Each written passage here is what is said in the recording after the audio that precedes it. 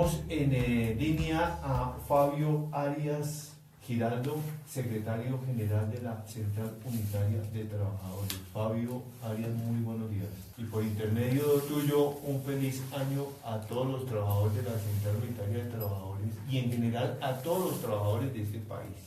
Bueno, Fabio, fue muy duro el pulso en la Comisión Nacional de Concertación sobre la discusión del ajuste al salario mínimo.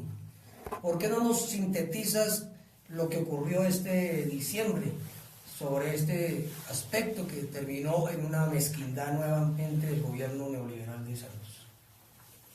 Bueno, más allá evidentemente del resultado final, creo que en esta oportunidad hubo un antecedente muy delicado para las futuras reuniones y desarrollo de la Comisión Nacional de Concertación. Y es que tiene que ver con que por primera vez el gobierno nacional, en un hecho insólito, no quiso convocar, excluyó de la Comisión Nacional de Concertación a la Central Unitaria de Trabajadores CUT. Esto es una actitud definitivamente antidemocrática del gobierno y adicionalmente ilegal, porque la Comisión Nacional de Concertación dice cuáles son sus miembros y todos tienen que ser cómplices. De tal manera que esta es una situación muy irregular y creemos que corresponde a una decisión del gobierno de prácticamente dividir al movimiento de los trabajadores. Creo que eso es lo que hay en el fondo de esta circunstancia, especialmente por las posiciones que históricamente ha mantenido la central sobre las políticas económicas, sociales y laborales del gobierno, que como se darán cuenta y se ha venido dando cuenta todo el país, han fracasado definitivamente. Entonces, de esta manera quieren sacudirse de una posición incómoda para ellos, como la posición de oposición que la CUT ha tenido a estas desafortunadas políticas del gobierno. Y lamentamos mucho que eso haya sido así de esa manera. Por lo demás, pues el valor último determinado del 5,9%, pues a nuestra manera de ver es absolutamente insuficiente, no responde a las expectativas de los trabajadores, pero especialmente no responde a la necesidad que tiene hoy el país. Definitivamente la política del gobierno es la de empobrecer más a la población colombiana y va en contravía de los dictados que dicen que a los trabajadores hay que aumentarles el salario para que tengan mayor posibilidad de transacción económica y se movilice o se agilice la economía nacional, pero aquí actúan de manera totalmente irracional, es empobreciendo más a la población colombiana, y lo que se impone son las políticas y las decisiones en última de los empresarios, que por más gabelas que dé el gobierno, que se creen empleos, que se aumenten los salarios, vamos en las cifras de carácter negativo. El desempleo aumenta y el país va de para atrás, dependiendo únicamente del petróleo. Como todos sabemos, es una economía cuyos precios son manejados por los emporios y este país, entonces, si el petróleo baja los precios, entonces el país entra en crisis. Es muy complicado para Colombia seguir manejándolo de esta manera. Pasa algo que ha pasado en toda la historia de Colombia, y es que no saben el país que están gobernando, no conocen el país que gobiernan. Entonces el gobierno va por un lado y son ajenos a lo que necesita la gente en común. Por ello es que siempre hemos vivido, y me perdonan, pero lo digo, siempre vamos a vivir así. Señor, aquí estamos peleando y luchando, hermano. Y eso nosotros vamos a estar al frente del cañón hasta el último suspiro, muchachos. Bueno, ante estas apreciaciones y cifras también tenemos el ajuste al salario del magisterio. Entonces, para eso nos hablará Miguel. ¿Cuáles son los principales retos que afrontará el magisterio y el conjunto del movimiento social en este 2018 en cuanto a este tema? Bueno, nuevamente un saludo a todo el magisterio, a la comunidad educativa, y por supuesto en este año queremos, antes de iniciar, darle un abrazo fraternal a nuestra compañera Marta Liviana Puentes, que su padre falleció esta semana, la estuvimos acompañando, y a toda su familia, y desde aquí acompañaremos pues todo ese proceso de duelo que es tan importante en estos momentos. Bueno, en primer lugar, yo creo que pese a los difíciles retos para el 2018, sabremos asumirlos. Precisamente lo que te estaba diciendo, Jorge, apoyados en la unidad, en la movilización, en la tenacidad, en la dignidad y la inteligencia que ha caracterizado al magisterio, a la comunidad educativa y al movimiento obrero y social. Creo que hay que destacar unos 13 aspectos o retos en este año. El primero, materializar los acuerdos FECODE-Ministerio, producto de los acuerdos de los paros del 2017 y 15 y las conclusiones de la Asamblea General de FECODE que se realizó en Medellín en octubre del año pasado, entre lo cual destacamos tareas tan importantes como el estatuto docente que indique la profesión para todo el magisterio, el derecho pleno a las prestaciones y a la salud digna y oportuna, la política pública avanzada y una verdadera jornada única sustentada y en condiciones dignas. Yo creo que este es un primer reto. El segundo reto es inclinar la balanza en favor de una gran coalición de las fuerzas democráticas que impida la posesión en el Palacio de Nariño de quienes insisten en avivar el conflicto interno para predominar políticamente. En ese mismo sentido, es supremamente importante que con el efectivo concurso del magisterio logremos que en el Senado y la Cámara de Representantes se cuente con una gran bancada de delegados de los trabajadores de la educación y de los sectores alternativos. Y el tercer reto sería prepararnos para las elecciones de los comités ejecutivos de la CUI FECODE, como también de sus direcciones regionales, para que reduzcan el fortalecimiento de la organización sindical y social más grande del país, que es la Federación Colombiana de Trabajadores de la Educación y la Central Unitaria de Trabajo. Estos serían como los retos para este año. Juliet, no sé si ya tenemos otra vez al aire a Fabio, entonces digamos bueno, de esa manera. Frente a este panorama, entonces, ¿cuáles son sus apreciaciones acerca del ajuste al salario del magisterio y pues en general de los trabajadores de Colombia? Bueno, hay dos caras de la moneda. Una, la que estaba señalando Fabio, es evidente la mezquindad del gobierno nacional y el amangualamiento con el empresariado al establecer un ajuste del salario mínimo de tan solo 5.9, pero en esta ocasión, además de injusto, como estaba señalando Fabio, es ilegal y es hijo ilegítimo de la vulneración del Estado Social de Derecho, porque en esta ocasión la Comisión Nacional de Concertación, que es un órgano creado constitucionalmente para discutir este tema del ajuste salarial, fue excluida de la Central Unitaria de Trabajadores con el propósito de imponer imponer una especie de falso e ilegal acuerdo entre los trabajadores y empresarios sobre tan exiguo porcentaje. Lo anterior va a ser inevitable una discusión fraternal pero firme en el Comando Nacional Unitario. Y sobre el reajuste del salario 2018 para el magisterio, pues Juliet, esta es la segunda cara de la moneda, porque hay que comentar que gracias a las luchas libradas en 2015 y 2017, para este año ya aseguramos un 4.5% adicional al IPC, que resulta de sumar tres cosas, Juliet. El primero, el 1% por encima del IPC logrado en la Mesa de Trabajadores del Estado en el marco del paro nacional del año pasado.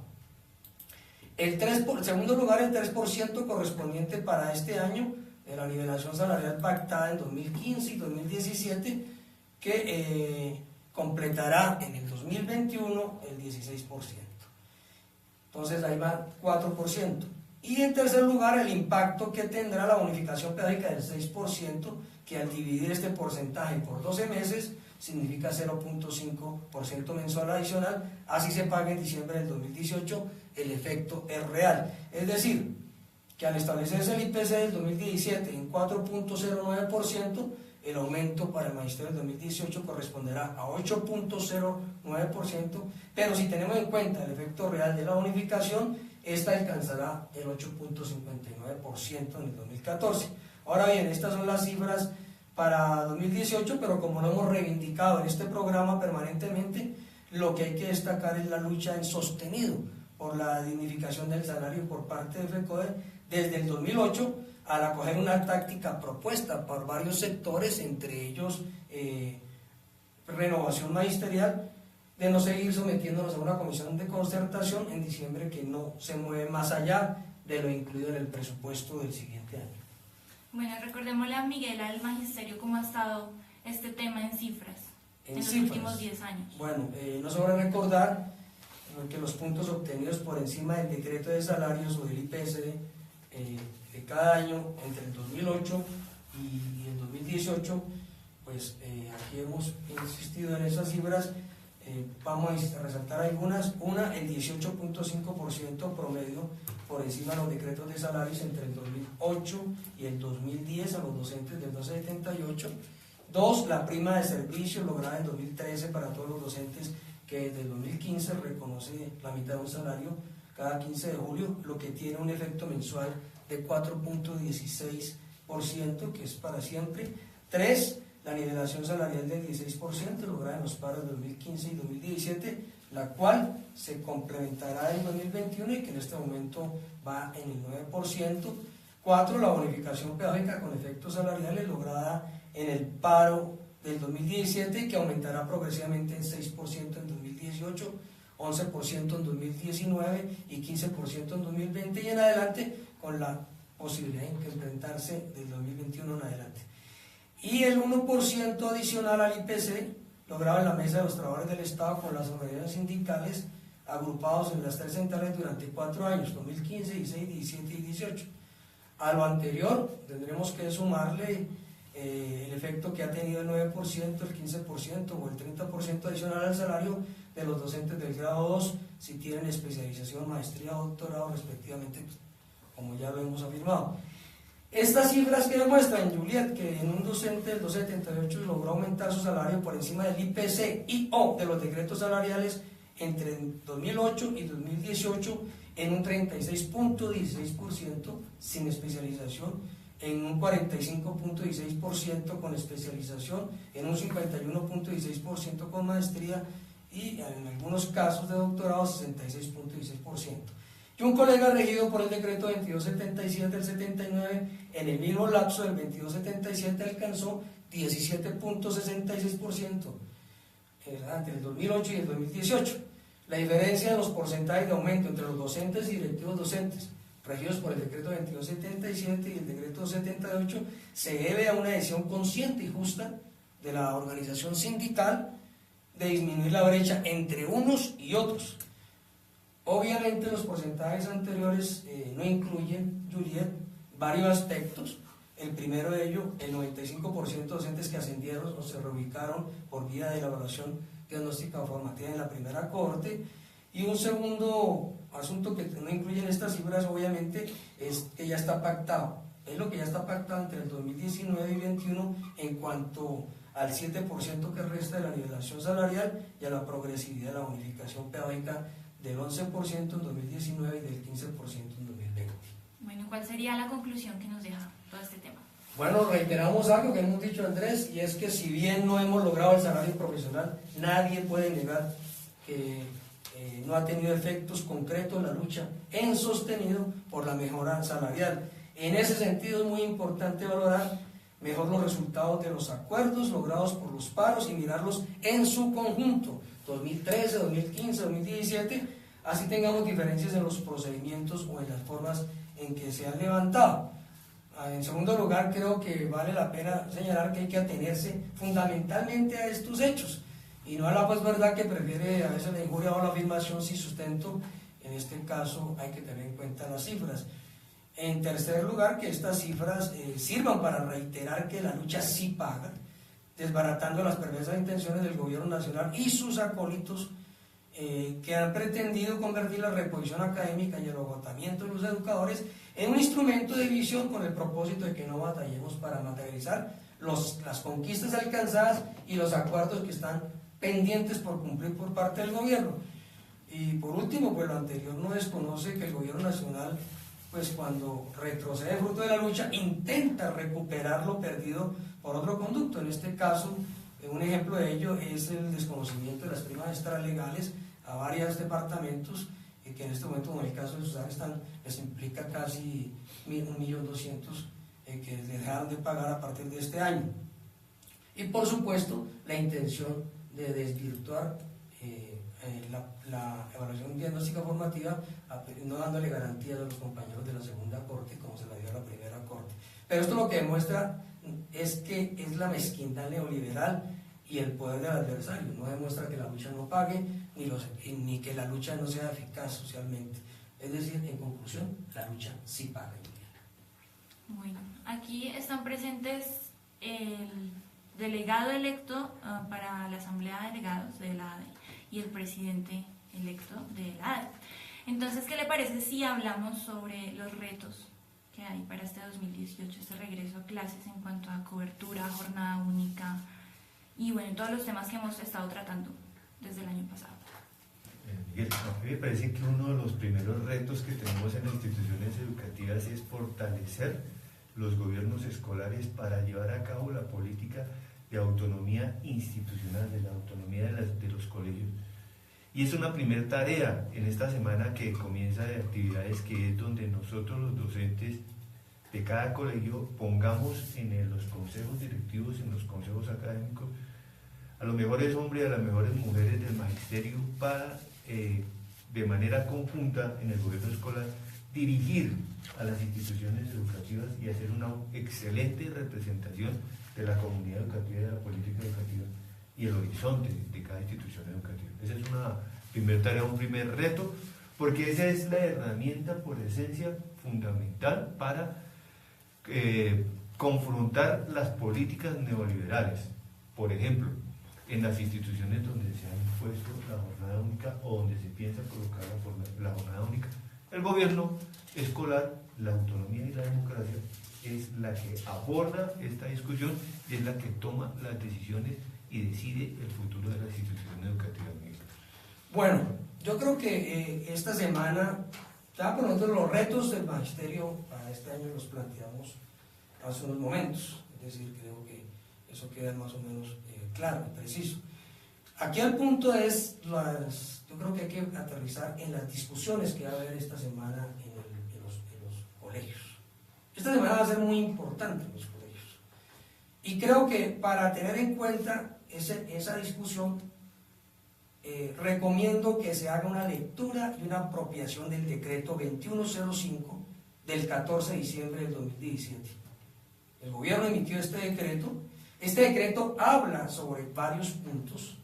Uno de ellos es el tema de la jornada única, de las asignaciones académicas, de los provisionales, de la inscripción al concurso, de los ascensos con nuevos títulos durante el periodo de prueba. Aclara el tipo de docentes, docentes directivos, docentes orientadores, docentes de aula, precisa, quita la figura de docentes líderes de apoyo, precisa otra figura que sí se necesita, que son los docentes de apoyo, especialmente para los programas de apoyo de necesidades educativas especiales, y también establece el perfil del directivo docente, la terminación y continuidad de los docentes profesionales y los criterios para los encargos.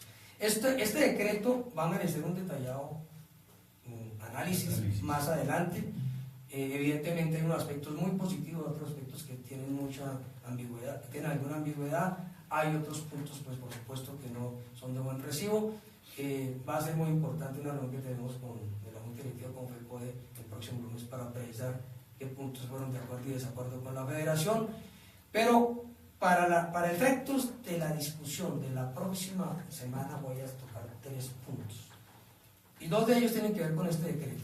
Uno es el tema de la jornada única, las asignaciones académicas, y el otro es de los provisionales. Yo creo que estas son las 2 cosas que hay que mirar. Y como tuvimos, el año terminó en punta en muchas partes con el tema de la jornada única, y con este gobierno distrital que insistía en imponer la jornada única sin condiciones, a pesar de los acuerdos, y excusándose de que no haya habido ya todavía un decreto reglamentario. Bueno, yo quiero señalar que el decreto 2105 del 14 de diciembre precisa algunas cosas. Primero, porque ya el decreto del 14 de diciembre, ya no pueden decir que es que no hay reglamentación, ni que los acuerdos no valen porque no tenían reglamentación. Aparte que después hacemos, te repito, un análisis del asunto. Primero, ratifica el papel del Consejo Directivo en la determinación del rumbo académico. Esto es muy importante. Y señala que el tema de la jornada única será una definición que no se podrá hacer, reitera, sin el Consejo Académico, en el tema de los tiempos, la implementación, el proyecto educativo institucional. Y obviamente nosotros aquí complementamos diciendo que sigue vigente el decreto 1860 del 94, que el artículo 15 establece el papel fundamental del consejo académico. Entonces aquí lo que dice Andrés es absolutamente claro. Esta semana va a ser muy importante que nuestros representantes de los consejos académicos y directivos van a defender a capa y espada este asunto. ¿Qué otra cosa dice el decreto 2105? Que tiene que tener las condiciones de infraestructura disponible, no proyectada, no anunciada, no pintada en un papel o en una posibilidad. Dice infraestructura disponible y en buen estado, alimentación y obviamente recurso humano necesario y servicios públicos. En esta batalla, ¿qué vamos a insistir? En las propuestas que tiene la ADE en el pliego de peticiones. En el pliego de peticiones, en el segundo eje, tenemos una propuesta sobre lo que debe ser nuestra planta de personal para la jornada única. Incluso para la jornada, para los colegios sin jornada única. Entonces, aquí vamos a señalar cuál es nuestra planta de personal y vamos a defender este criterio como nuestro acuerdo firmamos el 29 de octubre. Miguel, Sí. pero también es cierto que el decreto dice que hasta que no se tengan la infraestructura, el plan de alimentación escolar y el recurso humano suficiente, no se puede comenzar la jornada única. Absolutamente claro. Dice, solo verificadas estas condiciones. Entonces, esto tiene que ser ratificado y el día lunes en los colegios ese debate para nosotros va a ser con el decreto. ¿Tenemos discusiones con el decreto? Sí, pero claro. En estos puntos los vamos a resaltar estos puntos. ¿Qué más resalta? Bueno, resalta las intensidades académicas y horarias y los periodos de clase, esto también es claro. Entonces establece los periodos, primero ratifica las asignaciones académicas actuales. Yo quiero que señalemos esto, las de los maestros de preescolar de 20 horas, las de los maestros de secundaria, de primaria de 25 horas, las de los maestros de secundaria 22 periodos de clase. Yo creo que esto es muy importante. A nadie le pueden aumentar la asignación académica sobre la base que aumenta la jornada escolar, tal como lo hemos venido diciendo. Pero adicionalmente viene la discusión de los periodos de clase. Entonces, la asignación académica. Bueno, la asignación académica señala y reitera un criterio que hemos defendido en la ADE y en renovación. Es que sí, la asignación académica son estos. Los periodos de clase las horas son de 60 minutos. Señor. Pero nosotros hemos defendido y dice distribuido en periodos de clase. Y los periodos de clase son 60 minutos. ¿Qué es un periodo de clase?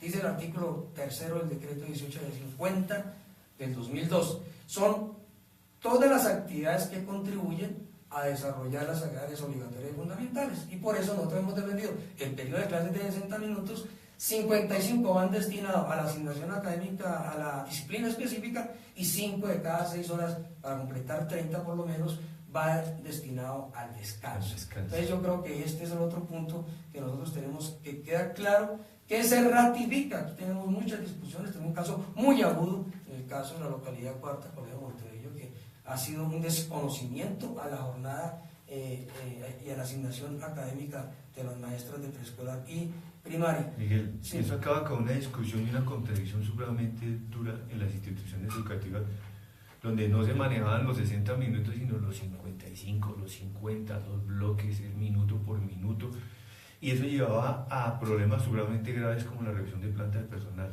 Cada vez que se disminuya una hora académica en 5 minutos, la planta docente se disminuye en un 9%. Entonces esto llevaba a que existieran profesores y profesoras sobrantes en las instituciones educativas. Es un manejo maniqueo en últimas, porque la norma sí habla de 60 minutos.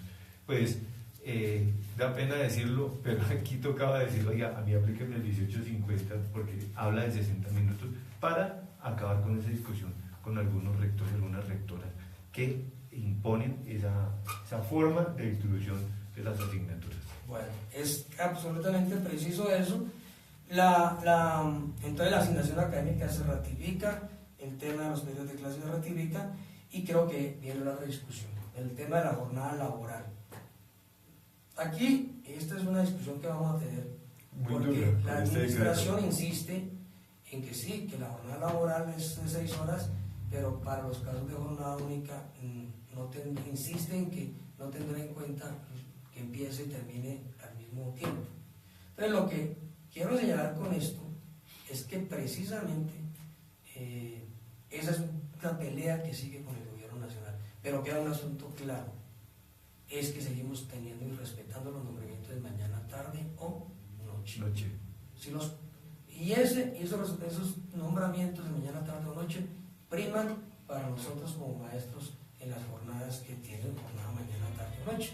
Y en ese sentido, la discusión frente al tema de tratar de imponer una disponibilidad laboral de 10 horas, pues nosotros vamos a poner por encima los nombramientos que tenemos actualmente por jornada, nombramientos de ubicación por actos administrativos. Las resoluciones. De mañana, tarde o noche. Pueden ser resoluciones o actos administrativos de otro índole, pero finalmente son actos administrativos que nos ponen mañana, tarde o noche en las instituciones. Ahí se utiliza el término homogénea para decir que no se le puede partir al docente su asistencia diaria al colegio, porque es que así lo estaban haciendo. Entonces le decían al docente, oiga, usted entra a las 8, sale a las 11, entra a las 12 y sale a las 3. Entonces lo tenían todo el día en la institución educativa. Mire, entonces yo creo que en este punto me parece absolutamente claro. Queda ratificado a la luz de este decreto que no puede haber jornada única sin condiciones previas. Y si no hay condiciones previas, no se puede aprobar la jornada única. Y en segundo lugar, pues nosotros tenemos, además de los 4 criterios, la AE ha defendido 7 criterios más. Pero bueno, eso es parte pues de la discusión que vamos a seguir desarrollando. Pero creo que con esto, esta herramienta es muy clave para los debates que van a empezar el día lunes. Sobre, no, que de malas que aquí hubo jornada única, que mientras estuvimos en vacaciones la Secretaría aprobó nada. Segundo, los órganos de gobierno son los que tienen que discutir el tema y tienen carácter decisorio y el procedimiento es obligatorio. Entonces es muy importante que estemos todos apropiados de los acuerdos, del decreto, pero también muy importante con lo que inició Andrés, las representaciones de los maestros a los consejos directivos y a los consejos académicos es una representación en la que acertemos el conjunto del Magisterio de Bogotá, y esta semana en muchos colegios se eligen esa representación.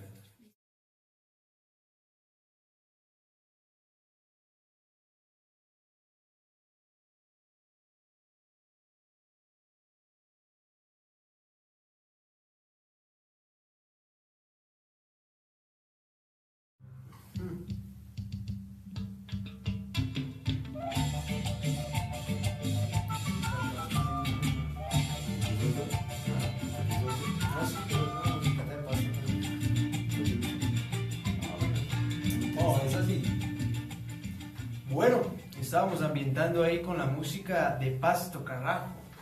Es el ambiente que se respiraba por estas épocas en Pasto, y fue que les voy a contar la historia del carnaval de Pasto. Bueno, que ahora, señores y señorita en cabina, hacia el siglo XIX, esto un 5 de enero, se les daba permiso a los negritos para que salieran a desfilar, a celebrar su único día de libertad. Entonces ellos iban por toda la ciudad pintando a los blancos con tizne negro, y con sus tambores hacían ruidos y todo ese tipo de cosas. Pasando ya los años, se le unieron más personas a este carnaval, y se le llamó ya el carnaval de blancos y negros, porque el 5 es el día de los negritos y el 6 el día de los negros. Entonces se le unieron ya los campesinos, los artesanos, y nace entonces el desfile de comparsas, que es el que todos vimos por la televisión, con esos carritos adornados tan bonitos. Entonces se le llamó a esto el carnaval de Pasto, de Barranquilla, se me metió un costeño por allá. El carnaval de Pasto, que en el año 2002 fue nombrado Patrimonio Cultural de la Nación. Y es que este carnaval además nos muestra cómo debemos dejar de un lado el racismo por los negros y por los blancos, que era lo que existía y predominaba en ese momento en el siglo XIX. Entonces, pues nada, ambientando hoy con música del carnaval de Pasto, carajo. Porque Luis, Blancos y negros.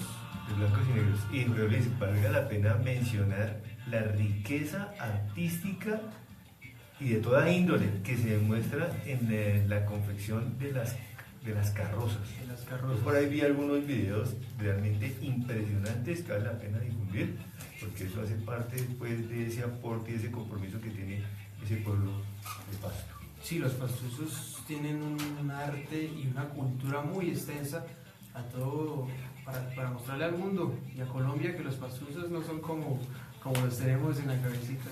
No, los mejores cuentos de pastosos nos cuentan los compañeros pastosos. Los mismos pastusos, así es. Cuenticos como el que una vez... No, Jorge, porque nos mete aquí usted en un lío. Ese es de los pastosos. Sigan diciendo que los pastusos somos brutos, carajo. Muy inteligentes. ¿Qué da pasto, carajo? Oiga, pasto.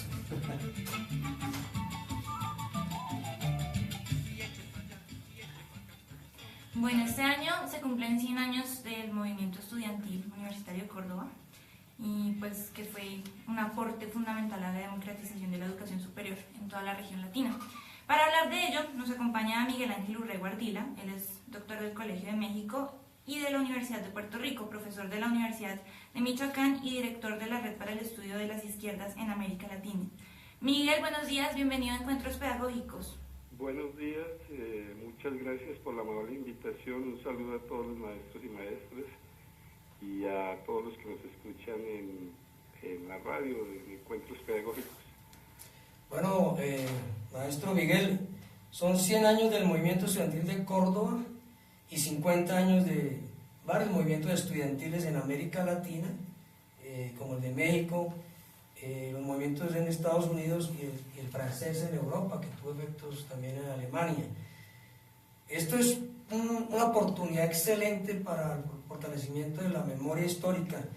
¿Qué piensa y cuáles eventos y cómo se van a desarrollar en las actividades por parte de la Red para el Estudio de las Izquierdas de América Latina? Sí, la Red de Estudios para las Izquierdas en América Latina, es un colectivo de académicos de diversos países. Hay varios colegas colombianos, de hecho aquí se han realizado 2 congresos internacionales, se ha publicado un libro, y en México hay otro grupo similar. Nosotros nos reunimos frecuentemente y en esta ocasión vamos a realizar el 8º Congreso Internacional en Playa del Carmen, una zona muy cercana a Cancún, del 26 al 28 de septiembre de este año. El tema central es el movimiento, la conmemoración de estos 2 movimientos que mencionas, el cordobazo y los movimientos del 68, que son los 2.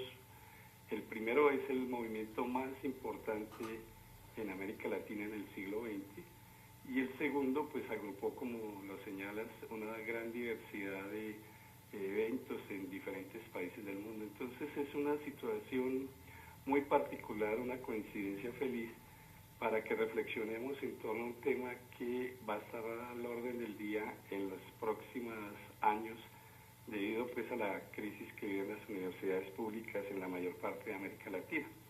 Por eso nos decidimos por este tema.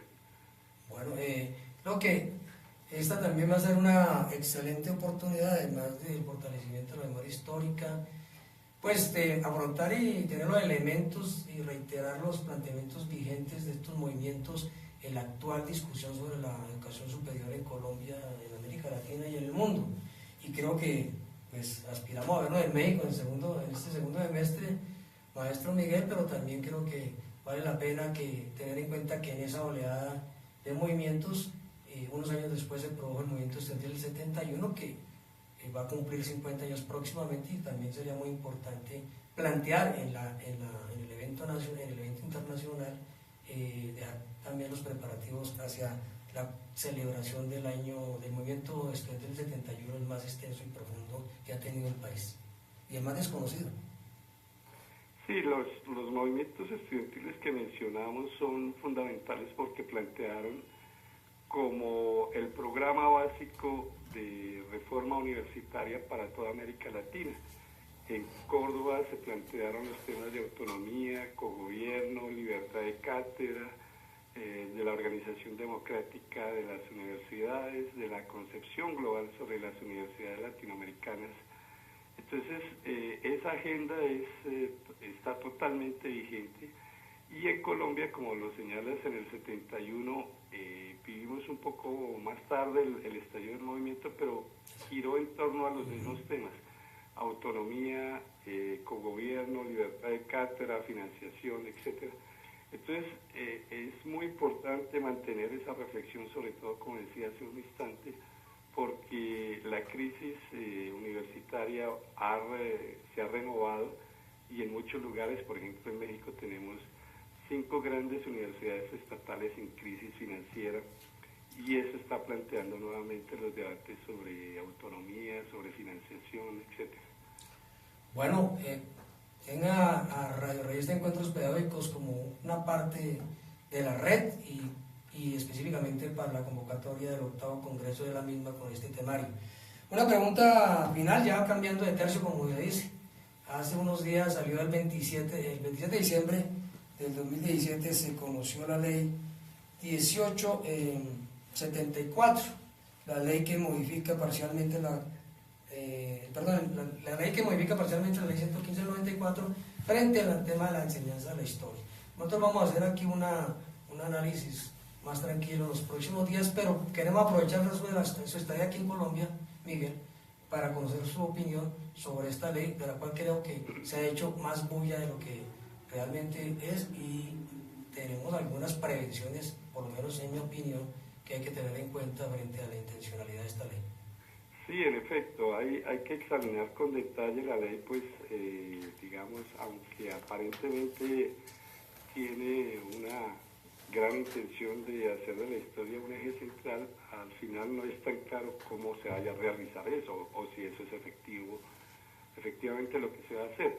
Yo lo que señalaría es algo que también se viene debatiendo en Colombia y en otros lugares, y es que lo que sí estamos viendo es un gran debate en términos de la apropiación del pasado, y un debate en torno al orden simbólico que sustenta la nación. A mí lo que me llama la atención es que a medida que fue instalándose, que fue avanzando esta Comisión de la Verdad, a medida que se va discutiendo lo que realmente sucedió durante las últimas décadas en Colombia, empiezan a aparecer, digamos, versiones de la extrema derecha para desvirtuar no solamente a esta comisión, sino todo el pasado, o algunos momentos importantes, significativos de la historia de Colombia. Entonces, a mí lo que me parece es que hay que tener mucho cuidado con esta ley, porque en el fondo creo que de lo que se trata es de hacer un contrapeso, o va a ser aprovechada por otros sectores para hacer un contrapeso a las comisiones de la verdad, y tratar de, por otras vías, a colocar otra versión sobre la historia de Colombia y otra versión sobre la violencia contemporánea. Entonces me parece que hay que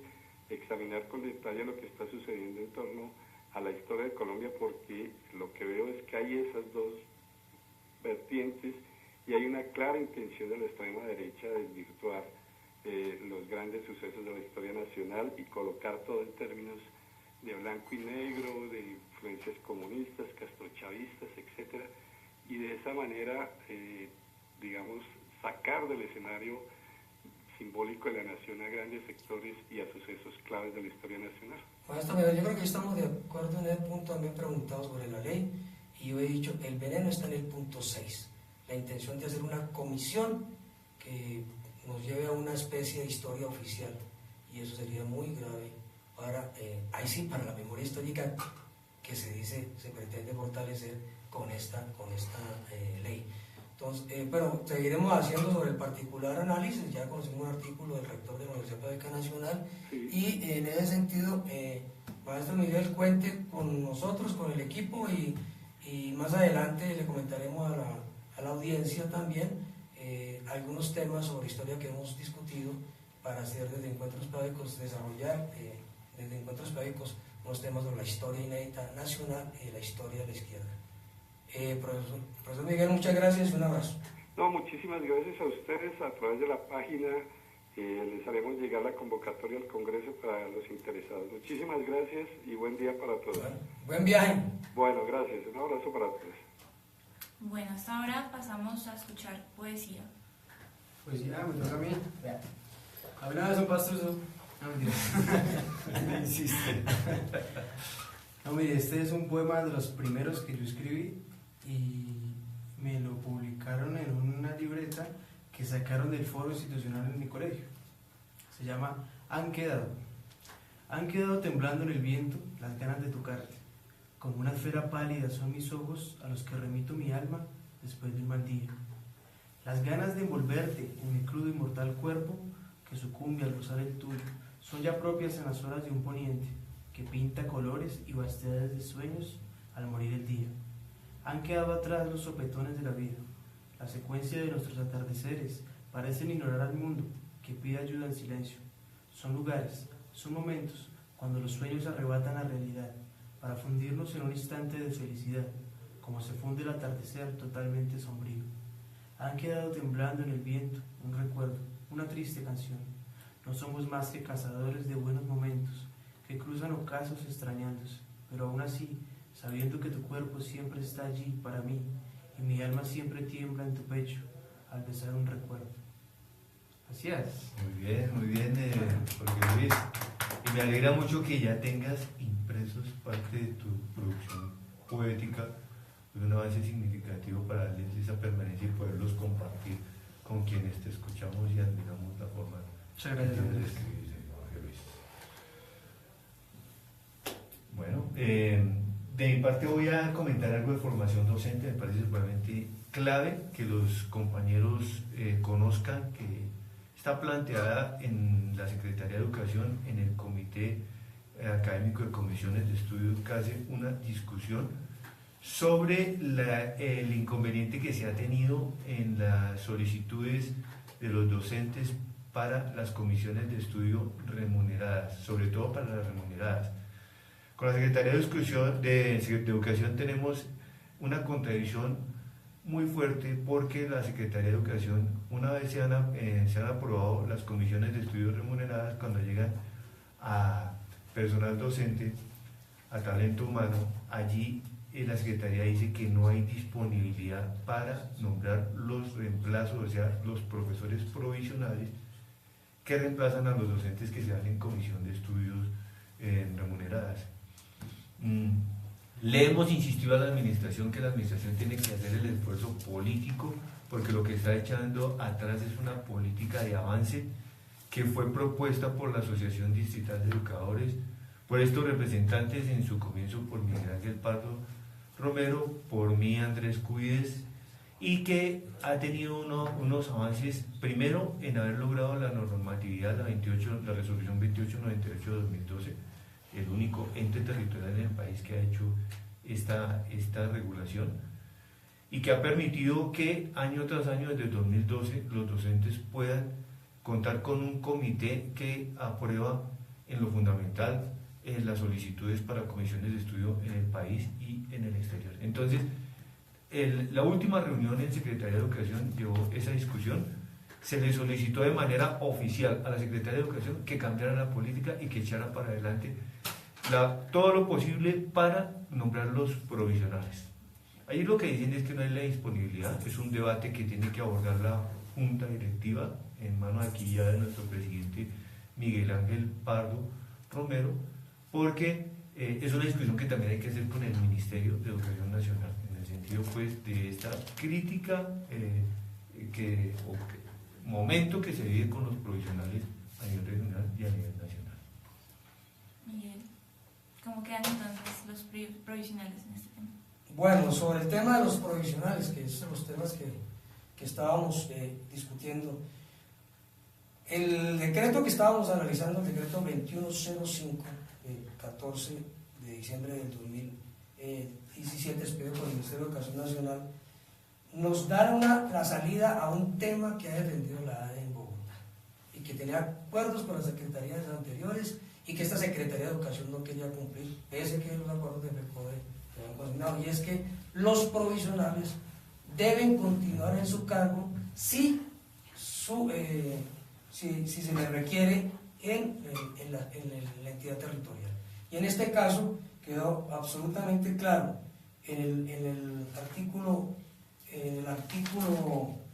11 del decreto, sobre el tema de los provisionales, que la terminación del nombramiento provisional en cargo de la vacancia temporal procederá por las causales que están allí. Pues hay unas que no estamos de acuerdo, pero señala con claridad en el parágrafo 2 que el docente provisional tendrá la posibilidad de continuar en la entidad. Dice que antes de dar por terminado el nombramiento provisional por algunos de los criterios definidos en el numeral 1 del presente artículo, y existir otra vacante definitiva docente de aula o docente orientado a la autoridad nominadora, hará de inmediato el traslado del docente provisional a una nueva vacante definitiva sin consultar el aplicativo. Es decir, esta peleita la ganamos.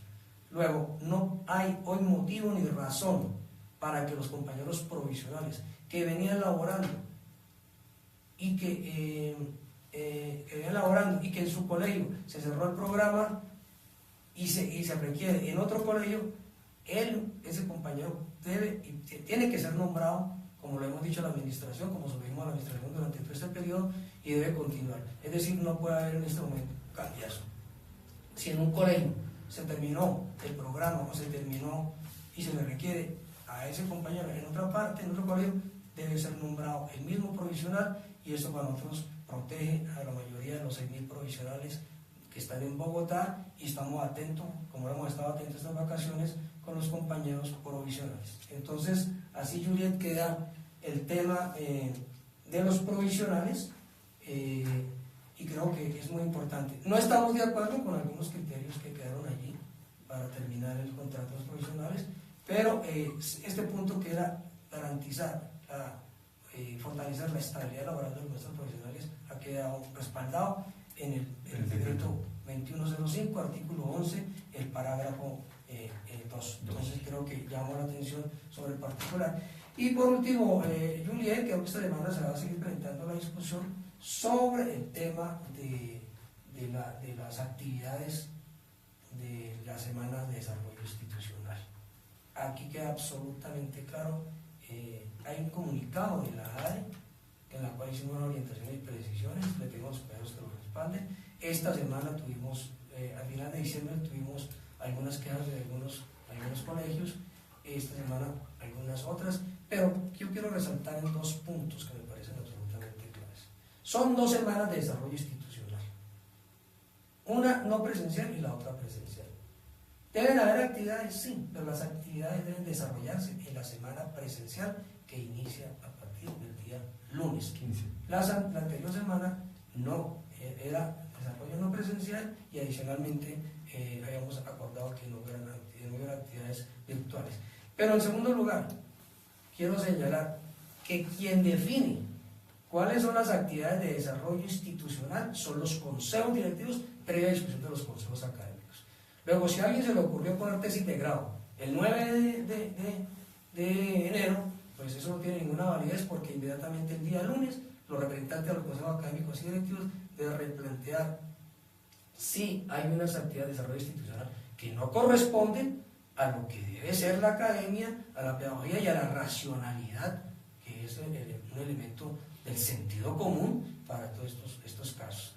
Es decir, creo que vale la pena volver a mirar la comunicación que hay por parte de la ADE, porque tiene los criterios muy claros, y estamos atentos a los casos que han sido, por fortuna, muy pocos que se han presentado de violación del acuerdo de la primera semana no presencial, y que queremos reiterar, las otras 2 semanas no presenciales se mantienen, la de Semana Santa y la de octubre.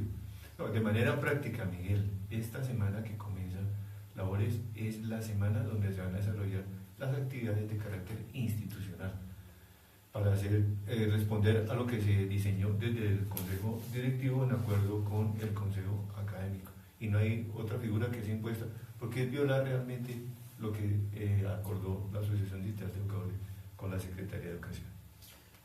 Bueno, creo que nos quedan los avisos. Sí. Bueno, no podemos tener comunicación con Jessy, Julián, porque tengo que aquí darle informe a mi conductora, porque está precisamente interviniendo en un barrio en voz ante una comunidad. Creo que vale la pena señalar que en este punto que hemos señalado de buscar una bancada que represente a los trabajadores y a la educación, hemos tomado la decisión desde aquí de impulsar en nombre de Jessy García Bello, es concejal de Bogotá, y vamos a invitar a todos los maestros, a los trabajadores y al movimiento comunal a nuestra reunión del movimiento sindical con Jessy García y Alejandro Rivera, que es nuestro candidato a la Cámara, número 6 y 106 al tarjetón de Alianza Verde, a una gran reunión el próximo jueves 25 de enero en la carrera 15 con 34 en el Golden House.